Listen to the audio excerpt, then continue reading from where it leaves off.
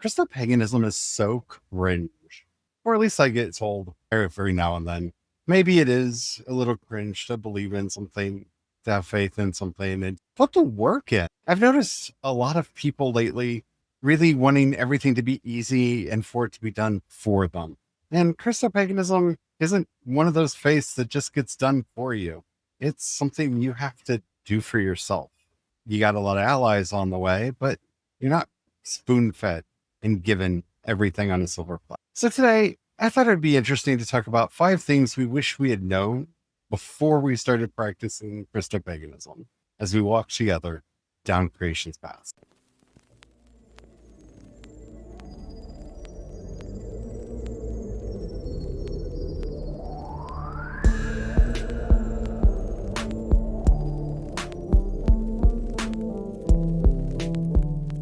Hello, everyone. My name is Charlie. I am a Christopagan druid and priest of Bridget. Hello, everyone. My name is Brian. I'm a Christopagan druid and sous chef to the Dagda. And today we are going to be talking about 5 things we wish we had known before we started practicing Christopaganism. I think there are a lot of things in here a lot of folk will resonate with, and also a lot of things that we get questions about in the comments. Some of these are things we wish we had known, but also things we have gotten from y'all. I'm going to start with a bonus one that we don't have on the list. You're not alone if you're a Christopagan. There are a lot of us out here. We're just not that organized yet. I wish I knew that there were more Christopagans out there, and I wish I knew a way to get us better organized. That's one of the reasons why we're doing this and CreationsPaths.com and WisdomsCry.com and the community page over on YouTube. We're trying to bring people together because there's strength in power, and community really is the heart of this movement. But before we get into all that, if you haven't already, don't forget to like, subscribe, follow, whatever the terminology happens to be on whatever the app is you're listening to us on. We have a lot of really exciting things coming up, including some deep dives into some of the topics we're going to be talking about today, and you don't want to miss a thing. All right, let's get into it now, shall we? First one is the perception of incoherence or syncretism. Many worry that Christopaganism mashes together Christianity and paganism in ways that can feel theologically contradictory or incoherent. Charlie, what do you think about that? I think some people really do that, and I don't understand the cognitive dissonance. In our comment. Yeah, we see it in the comments. I also see it when I look up Christopagan content online. I see a lot of people that are basically just doing Wicca Christianity. And I don't think there's anything wrong with that necessarily, but as an ex-evangelical, which I love that word, by the way, I have this desire for a very cohesive worldview that got drilled into my head as a kid, that you need to have a cohesive worldview. And the problem with everybody else out there in the universe is they do not have a cohesive worldview. And in fact, one of the things that led to my deconstruction and getting away from that very Christian nationalistic evangelicalism that I was raised in was when I realized that other people had cohesive and coherent worldviews outside of the very narrow confines I had been told about, and that most of the things I was told that made other people's worldviews incoherent were lies. So for me, this one really hits home because I struggled a long time with this idea of it has to be coherent. It has to completely work together. And the thing is, it does, but you kind of need to know history more than theology here. Now, theology is going to help you out, but history will help you out more. Once you start studying the history of the Judean religion, of Israelite religion, of Judaism and Christianity, you realize that plurality was inherent in all of these faiths, and that it wasn't until the first millennium of the Common Era that they nailed down that no, we're definitely monotheistic. Very early on, and even preserved in scripture, there are many tracts that talk about the various deities and their place. And then you can see the reforms that were coming in where everything was intended to be about Adonai. What I think a lot of us miss is that faiths develop over time. Christianity developed out of Judaism, and Judaism developed out of the Judean religion that was in the land. Originally, it had a council of gods. How do I justify this? The Most High called all the gods together and gave them their portion of the world, and gave Israel to Adonai, and gave the Irish people to Danu. There is actually within the theology a very consistent way to view this. You just have to know your history and get out of the blinders that one, scripture speaks with one voice. It does not. That the tradition speaks with one voice, which it very much does not. And that the way we've been taught to read this is the only way to read it.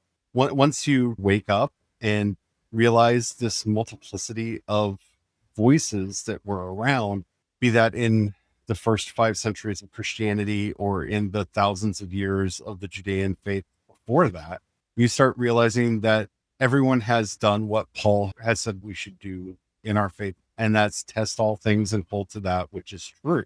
And true means it works and is valid and it resonates with the community. That's all we can do.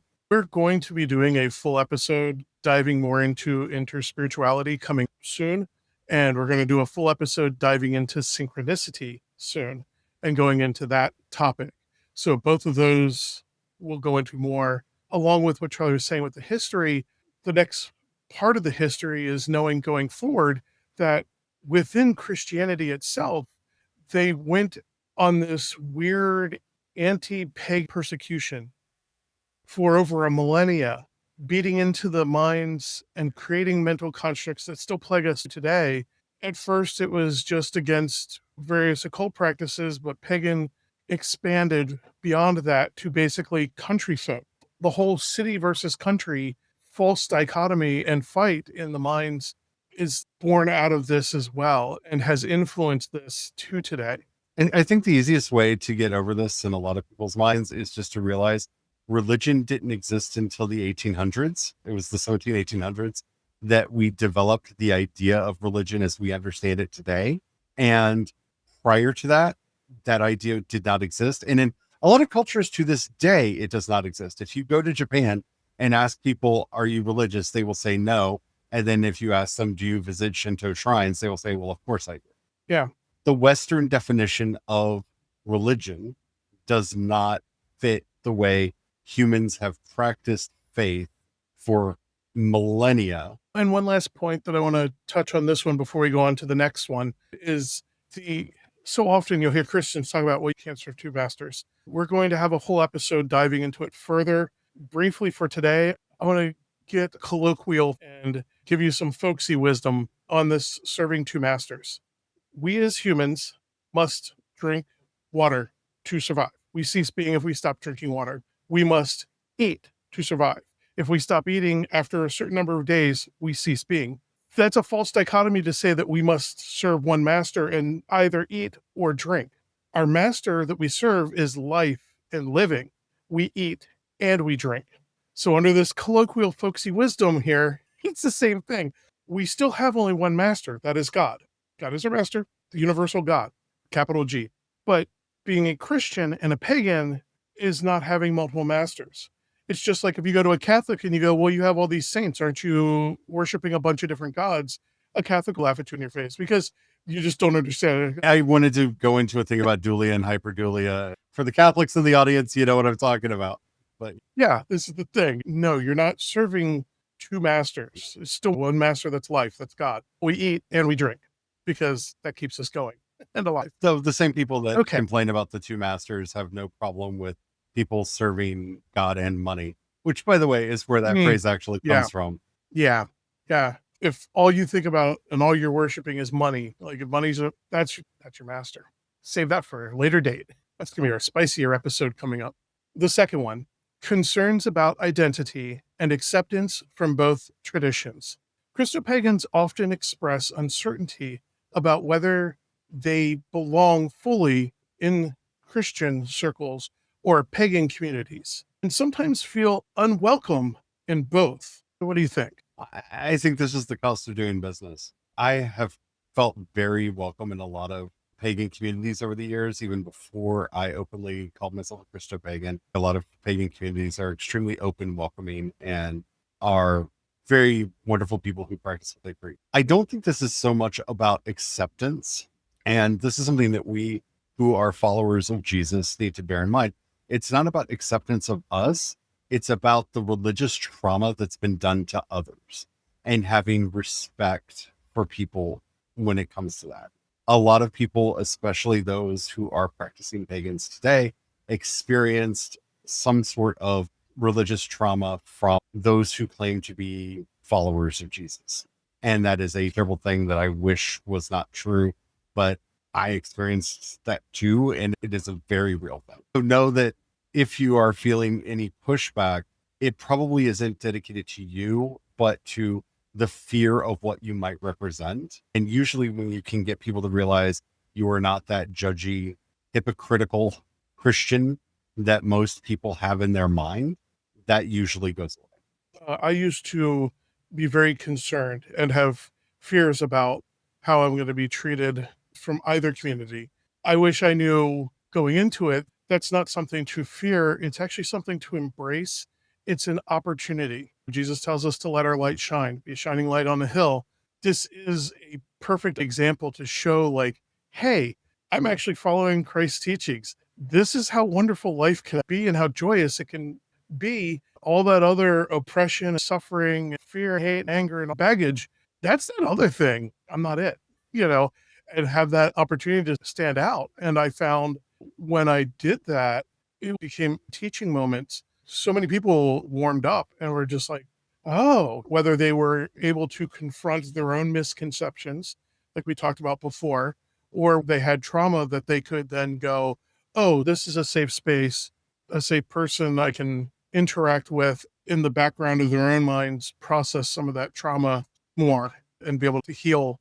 And I would just add, most of the churches that would ostracize someone, most of the Christians especially, that would ostracize somebody for being a Christopagan, they're probably not the kinds of churches we would want to be involved with anyway, because if they're that concerned about doctrinal issues and they're not actually taking care of the sick, the poor, the hungry, and everything that Jesus actually called us to do, I personally don't want to be associated with them anymore.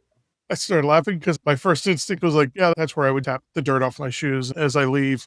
But actually, I'm not flippant with that particular practice. I only use it very sparingly. I use it more often. Unless they really, really earned it. It depends on your individual practice. I take Jesus very literally here, where he said, if they do not accept you, then tap the dust from your shoes and move on. Yeah. Justice requires cursing sometimes. And Jesus told us how to do that. Number 3, misconceptions around it's just woo. Neither Christians nor pagans may understand or respect Christopagan practices, especially those that embrace mysticism or natural rhythm. So I think that there is a certain weird fear of woo-woo in the world. A lot of that, I think, is Gwyneth Paltrow's fault. I really blame Oprah and Gwyneth Paltrow for a lot of this, because there's a lot of new age that I get those concerns, that kind of crunchy granola kind of, I can just put an onion in the corner of the room and we will never get sick, and all of that stuff that is problematic. And I'm not going to say that it isn't, but I think that there's a big difference between a lived and embodied spirituality and one that is dead. I want a lived and embodied spirituality. I really do believe, like my Meister Eckhart said, what good is it if Jesus was born 2,000 years ago, but he isn't born today? I want to serve the Jesus that is born today. I want to serve the Jesus that is alive and active today. I want that mystical spiritual experience. And I think that that's true of all of the practices that we do.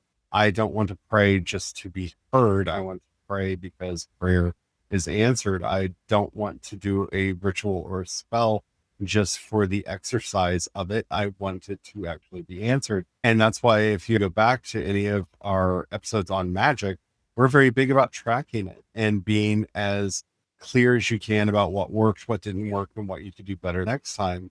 There's a difference between manifestation, where you just believe it and you'll eventually get there, and the actual work that goes into magic. And that to me is what most people lose in this conversation. Magic isn't, I asked Bridget to do this and thus it's going to happen.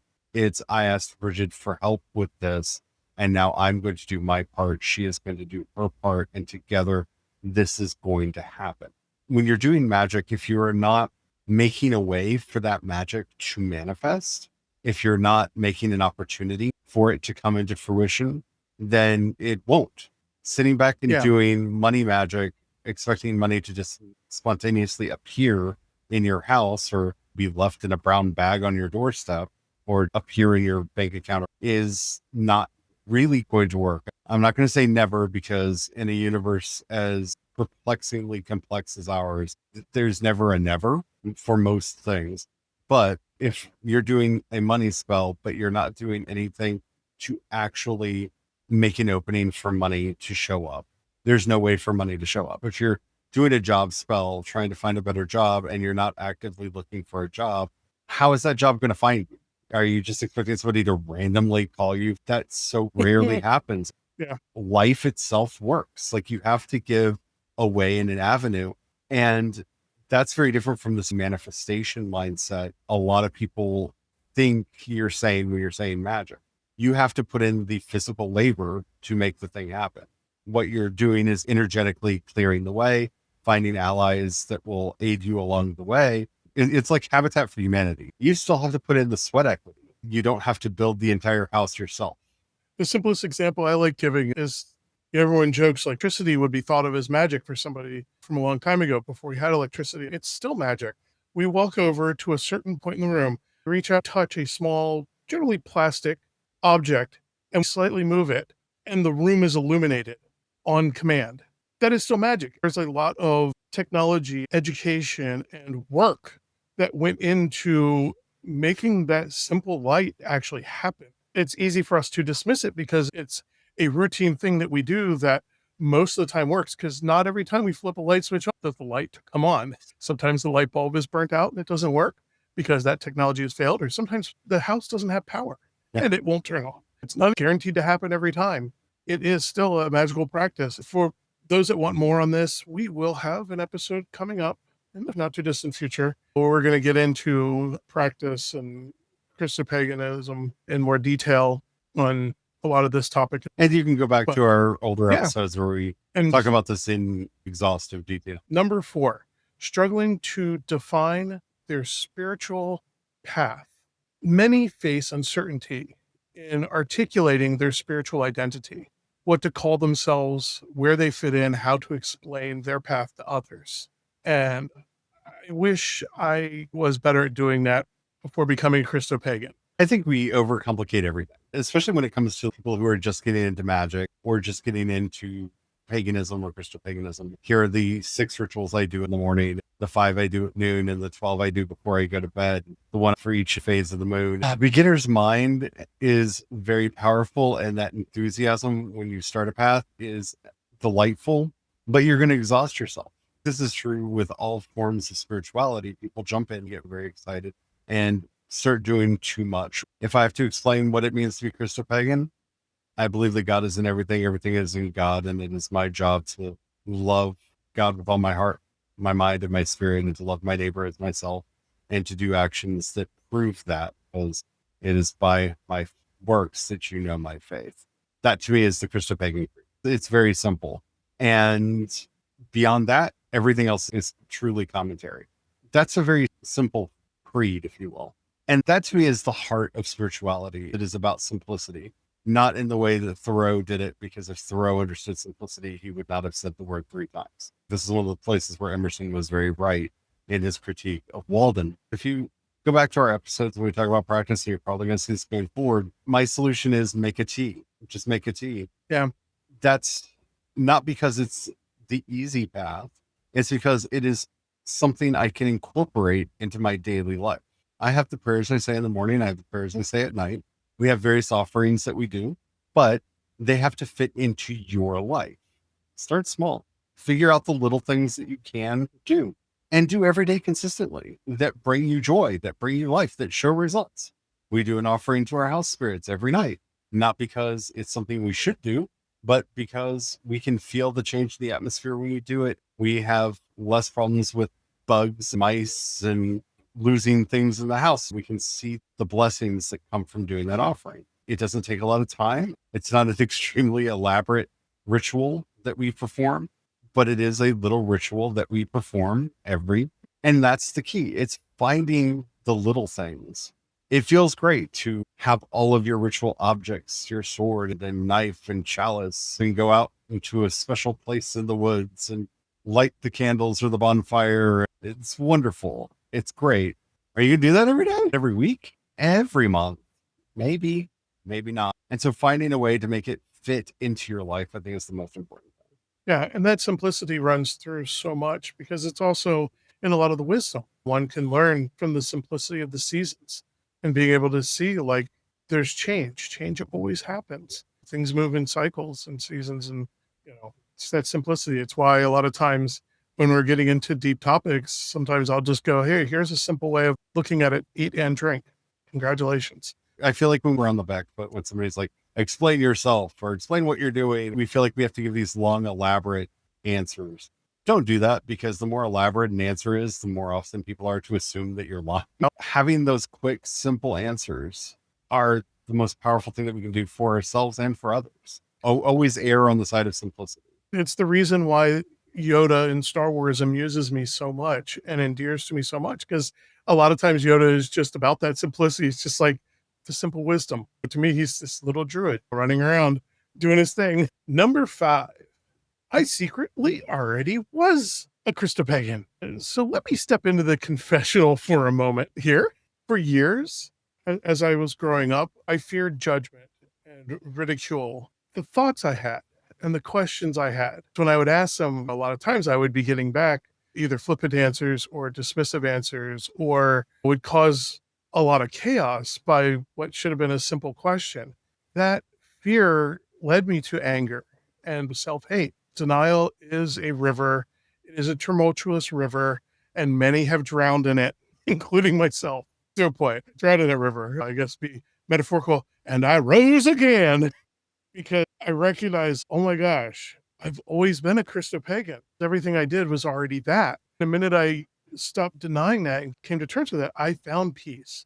I found acceptance. I found love, and realized I was already secretly a Christopagan all along, because the two ideas are more inclusive than most are willing to admit or even realize. We spent an entire episode on secret Christian Christopagan saints that were secretly Christopagans. Being a Christian, you're also a pagan. There's so much overlap there. And so, yeah, that was the thing I wish I knew before becoming a Christopagan, was that I already was one. There was no change. I feel like I was living the Buddhist lesson all over again. There was no boat. There was no river. I was already on the other side all along. Yeah. Yeah. I really hate to say it this way, but that's how my brain works. If you ever told yourself that I'm just using the power of myths to discover the hidden wisdom in other cultures' mythology, you might be a Christopagan. Yeah. Like, there's a lot of us that are studying the Greek myths, the Irish myths, or the Mabinogian. I'm just looking to see the wisdom that other cultures have had. You might be a Christian. If you find yourself quoting those stories a lot, if those stories mean a lot to you and how you understand the world, yeah, you're probably already are a Christopagan. If your devotion is very strongly to Saint Bridget, I hate to tell you, but yeah, you are already a Christopagan. If you have a devotion to Saint Christopher, I'm sorry, you are already a Christopagan. And we could go on and on and on. If you're Franciscan or deeply in love with St. Francis's stuff, you're already a Christopagan.